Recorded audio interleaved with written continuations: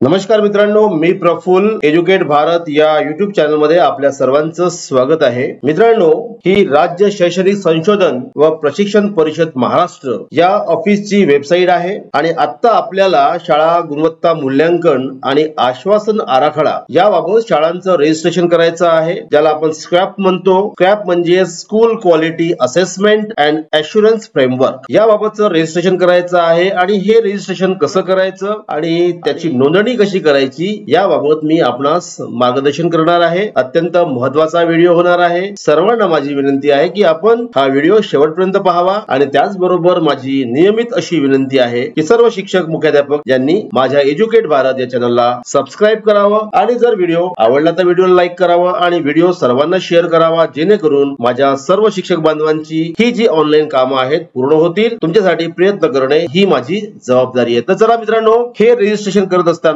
आपल्याला नेमकं काय करायचं आहे ते जाणून घेऊ। सर्वात प्रथम आपण गुगल क्रोम ओपन करा। गुगल क्रोम ओपन केल्यानंतर आपल्याला MAA.AC.in या वेबसाईटला ओपन करायचं आहे आणि जेव्हा ही वेबसाईट ओपन होईल तेव्हा आपल्या समोर अशा पद्धतीचा एक पेज येईल आणि या पेजला स्क्रॉल केल्यावर इथे बघा SQAF आहे, यावर आपल्याला क्लिक करायचं आहे आणि इथे क्लिक केल्यानंतर SCRT पुणे या ऑफिसची वेबसाईट ओपन होईल आणि मग या पेजला आपल्याला थोडं स्क्रॉल करत जायचं आहे आणि इथे गेल्यानंतर बघा तुम्हाला स्क्रॅपचा मार्गदर्शन व्हिडिओ पण पाहता येईल। ओपन वर क्लिक करून आपण तो व्हिडिओ बघू शकता आणि त्याचबरोबर ज्या लिंक वर आपल्याला शाळांचं रजिस्ट्रेशन करायचं आहे ती लिंक या ठिकाणी दिलेली आहे, यावर आपल्याला क्लिक करायचं आहे आणि इथे क्लिक केल्यानंतर ओपन वर क्लिक केल्यानंतर एक नवीन पेज आपल्या समोर ओपन होईल आणि या ठिकाणी आपल्याला शाळांचं रजिस्ट्रेशन करायचं आहे। राज्यातील सर्व व्यवस्थापनांच्या सर्व माध्यमांच्या शाळांचं आपल्याला रजिस्ट्रेशन करायचं आहे। अत्यंत महत्त्वाचं काम आहे आणि त्यासाठी आपल्याला इथे लॉग इन दिलेलं आहे। सर्वात पहिलं काम आहे खाते तयार करायचं, तर खाते तयार करावर क्लिक करायचं आहे। इथे क्लिक केल्यानंतर आपल्या समोर अशा पद्धतीचा एक पेज येईल आणि या ठिकाणी आपल्याला ईमेल एंटर करायचा आहे। ईमेल आयडी आपल्याला अचूक एंटर करायचा आहे,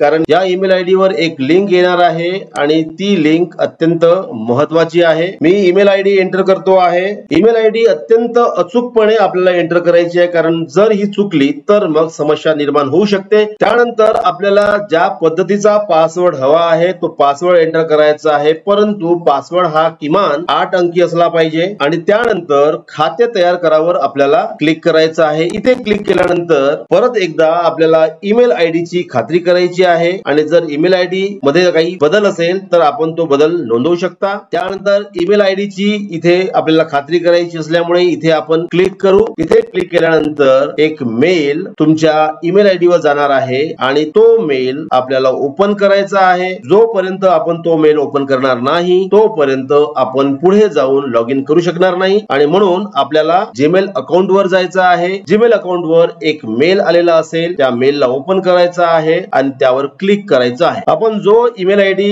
एंटर केलेला आहे त्या ईमेल आयडी वर मेल येण्यासाठी साधारणतः 2 ते 3 मिनिटं लागू शकतात आणि जर त्या कालावधीमध्ये मेल आलेला नसेल तर आपल्याला पुन्हा ईमेल पाठवावर क्लिक करायचं आहे आणि पुन्हा एकदा जीमेल अकाउंट वर जाऊन किंवा तुम्ही जो कोणता ईमेल आयडी दिलेला असेल त्या अकाउंट वर जाऊन जो मेसेज आलेला असेल किंवा जो ईमेल आलेला असेल त्याची वाट बघायची आहे आणि मग त्यावर क्लिक करायचं आहे। आणि जेव्हा आपण क्लिक कराल त्यानंतर आपला जो ईमेल आयडी आहे तो ईमेल आयडी व्हेरीफाय होईल आणि मग आपल्याला पुढे काय करायचं आहे ते मी आपल्याला सांगणार आहे। आणि त्याचबरोबर जर आपल्याला ईमेल येत नसेल तर निश्चितपणे आपली जी इन्फॉर्मेशन आहे ती इन्फॉर्मेशन कुठेतरी चुकलेली आहे हे आपल्याला ग्राह्य धरायचं आहे। तर चला मित्रांनो, आपल्याला जो ईमेल आलेला आहे त्या ईमेलला आपण व्हेरीफाय केलेला आहे। आता आपण शाळेचं लॉग इन करणार आहोत आणि लॉग इन केल्यानंतर नेमकं आपल्याला काय करायचं आहे ते मी आपल्याला सांगणार आहे। सध्या आपल्याला शाळांचं रजिस्ट्रेशन करायचं आहे आणि त्याचबरोबर पुढे काय करायचं आहे ते मी आपणास या व्हिडिओ मध्ये सांगणार आहे। रजिस्ट्रेशन करत असताना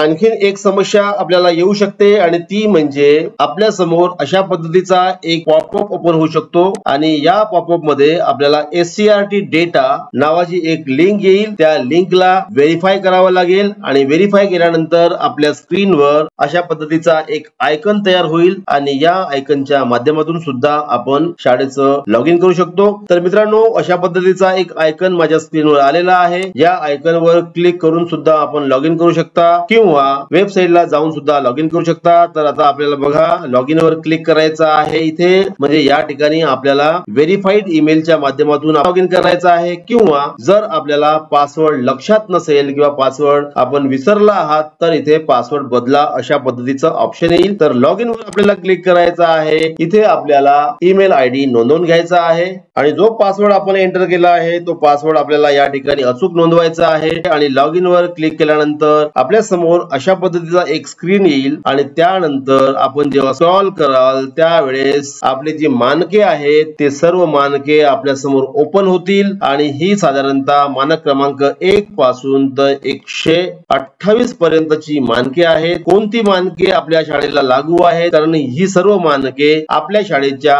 प्रवर्गानुसार किंवा आपल्या शाळेमध्ये जो खालचा वर्ग आणि वरचा वर्ग आहे त्यानुसार बदलणार आहेत। सर्व मानके सर्व शाळांना लागू नाहीत आणि त्यामुळे एक पत्र मी आपल्या समोर शेअर करतो आहे। त्या पत्रामध्ये सर्व बाबी नोंदवलेल्या आहेत। त्या पद्धतीने आपल्या शाळेला कोणती मानके लागू आहेत ते आपल्याला नोंदवून घ्यायचे आहेत। आणि त्याचबरोबर जर आपल्या शाळेच्या लॉग इन मध्ये काही अडचण असेल तर त्यासाठी एक प्रपत्र दिलेलं आहे, तो प्रपत्र सुद्धा मी आपल्या स्क्रीनवर शेअर करतो आहे। हे प्रपत्र आहे आणि या प्रपत्रामध्ये आपल्याला आपल्या शाळेची नवीन माहिती लिहून घ्यायची आहे आणि ती माहिती गट साधन केंद्राला किंवा बीओ यांना सबमिट करायची आहे आणि बीओ यांनी ती सर्व माहिती आपल्या तालुक्यातील सर्व शाळांची माहिती एकत्रित करायची आहे आणि ती डिस्ट्रिक्ट लेवलला पाठवायची आहे आणि डिस्ट्रिक्ट लेवलला त्या सर्व शाळांची माहिती एकत्रित करून मग ती माहिती राज्यस्तरावर पाठवली जाईल आणि आपली जी माहिती किंवा आपल्या शाळेचं जे लॉग इन होत नाही आहे ती समस्या सॉल्व्ह करण्यात येईल। तर आता बघा मित्रांनो मानके दिलेली आहेत, आपण मानक क्रमांक 1 वर क्लिक करू आणि इथे क्लिक केल्यानंतर आपल्या समोर काही प्रश्न ओपन होणार आहेत। ही सर्व प्रश्न आपल्याला वाचून घ्यायचे आहेत आणि त्यानंतर आपली शाळा नेमकी कोणत्या स्तरावर आहे ते आपल्याला डिसाइड करायचं आहे। पहिला प्रश्न आहे त्याच्यावर विचार करायचा आहे आणि विचार केल्यानंतर आपली शाळा नेमकी कोणत्या स्तरावर आहे ते आपल्याला समजून घ्यायचं आहे आणि त्या पद्धतीने आपल्याकडे जी तयारी असेल किंवा आपल्याकडे जे डॉक्युमेंट्स असतील ते सर्व डॉक्युमेंट्स आपल्याला एकत्रित करायचे आहेत। पहिला प्रश्न आहे प्रथम आपण स्तर निवडावा, म्हणजे इथे जे 4 स्तर दिलेले आहेत या 4 स्तरापैकी आपली शाळा नेमकी कोणत्या स्तरावर आहे हे आपल्याला डिसाइड करायचं आहे। त्यानंतर गुगल ड्राईव्ह ची लिंक पेस्ट करावी, सबमिट बटन ओपन होईल। बघा इथे मी एक जर खाली आल्यानंतर आपलं सबमिट बटन डिसेबल आहे। मी जेव्हा एखाद्या पॉइंट वर क्लिक करेन तेव्हा सुद्धा सबमिट बटन इनेबल झालेलं नाही आणि त्यामुळे मित्रांनो सर्वात प्रथम आपल्याला सर्व प्रश्न वाचून घ्यायचे आहेत। प्रश्न वाचल्यानंतर आपली शाळा नेमकी कोणत्या स्तरावर आहे हे डिसाइड करायचं आहे। जरी आपण डिसाइड केलं तरी या सर्व बाबींचं व्हेरिफिकेशन होणार आहे आणि त्यामुळे अचूक पद्धतीने आपला स्तर निश्चित करायचा आहे। समजा स्तर 3 निश्चित केला, यावर क्लिक केलं तरी सुद्धा आपलं सबमिट बटन ऍक्टिव्ह झालेलं नाही किंवा इनेबल झालं नाही, मग तर त्यानंतर आपल्याला आपला जीमेल आयडी ओपन करायचा आहे। जीमेल आयडी ओपन केल्यानंतर इथे बघा 9 डॉट्स आहेत, या 9 डॉट्स वर आपल्याला क्लिक करायचं आहे। इथे क्लिक केल्यानंतर एक ड्राईव्ह ऑप्शन येईल, या ड्राईव्ह ऑप्शन वर आपल्याला क्लिक करायचं आहे। ड्राईव्ह ओपन होईल, ड्राईव्ह ओपन झाल्यानंतर माय ड्राईव्ह वर जायचं आहे। इथे गेल्यानंतर आपल्याला एक फोल्डर क्रिएट करायचा आहे। इथे बघा आपल्याला वर राईट क्लिक करायचं आहे, माऊसचा राईट क्लिक केल्यानंतर न्यू फोल्डर येईल। इथे आपल्या शाळेचं नाव लिहिता येईल किंवा तुम्हाला वाटत असेल तर स्क्रॅप पण लिहिता येईल। हे लिहून क्रिएट फोल्डर वर क्लिक करायचं आहे। आता बघा एक फोल्डर क्रिएट होईल, फोल्डर क्रिएट झाल्यानंतर या फोल्डरला ओपन करायचं आहे। ओपन केल्यानंतर परत एकदा राईट क्लिक करून एक नवीन फोल्डर बनवायचा आहे आणि इथे आपल्याला मॉड्यूल 1 टाइप करायचं आहे, कारण आपण मॉड्यूल 1 साठी किंवा मानक क्रमांक 1 साठी एक लिंक तयार करणार आहोत आणि म्हणून ते मॉड्यूल 1 लिहायचं आहे। आता या पद्धतीने आपल्या गुगल ड्राईव्ह मध्ये मॉड्यूल 1 नावाचं फोल्डर तयार झालेला आहे। आता या फोल्डर मध्ये मानक क्रमांक 1 साठी आपण जो स्तर निश्चित केलेला आहे त्या स्तरासाठी आपल्याकडे जे डॉक्युमेंट्स उपलब्ध आहेत ते सगळे डॉक्युमेंट्स आपल्याला स्कॅन करायचे आहेत आणि ते डॉक्युमेंट आपल्याला या मॉड्यूल 1 मध्ये इम्पोर्ट करायचे आहेत। तर त्यासाठी परत एकदा आपल्याला राईट क्लिक करावं लागेल, फाईल अपलोड वर क्लिक करावं लागेल आणि जी पीडीएफ आपण तयार केलेली आहे ती पीडीएफ आपल्याला सिलेक्ट करावी लागेल आणि मग ओपन वर आपल्याला क्लिक करावं लागेल। एक फाईल अपलोड होताना आपल्याला दिसेल फाईल अपलोड झालेली आहे आणि फाईल अपलोड झाल्यानंतर या फाईलवर आपल्याला माऊसचा राईट क्लिक करावा लागेल, शेअर वर क्लिक करावं लागेल,